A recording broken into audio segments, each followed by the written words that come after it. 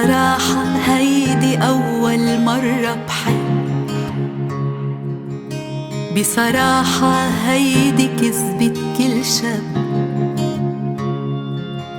بيقلي إني الأحلى والبنت اللي بيرتاح.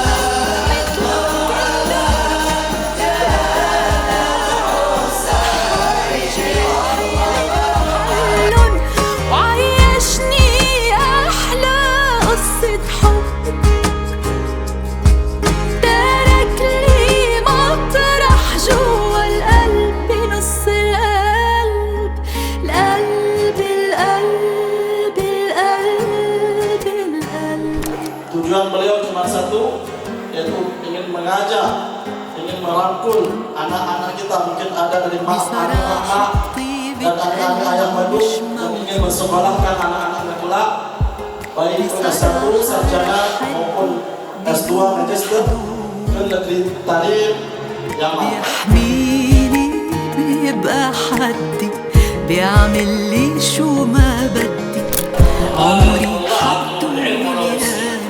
Bahkan Rasulullah SAW berkata,